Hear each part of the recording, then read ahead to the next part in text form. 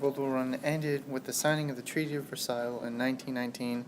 The treaty forced Germany to accept the blame, give up its colonies, and pay for the compensation, along with reassigning German boundaries. This treaty may be the most controversial and helpful thing in history. Following the treaty, the German people and some of its political parties felt betrayed, and hence the Nazi Party rose to power. The League of Nations was in Geneva, Switzerland, created after the World War to resolve conflicts. Germany was not allowed to join until 1926, and the U.S. did not want to join, even though it made the idea. With that, other nations felt skeptical, and mainly the whole thing was a fail. Wilson tried to negotiate peace with Germany after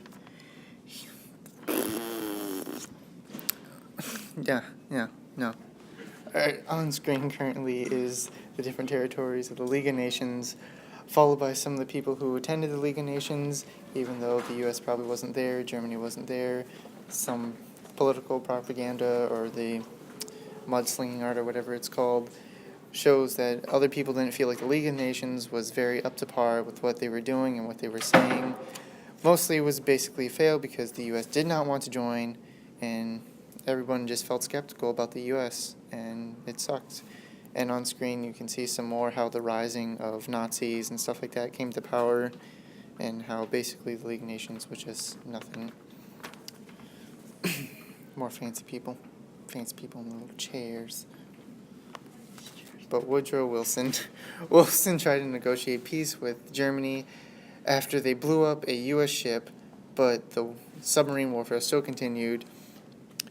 On January 8th, 1918, he announced the 14 points for a peace settlement.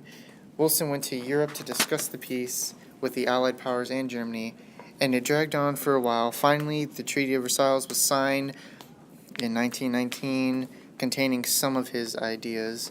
And on screen, there's some people who felt that Woodrow Wilson was not doing the right thing because he said his campaign for his re-election for his second term said he would not go to war, but he ended up going to war, and then he had the League of Nations as a good idea.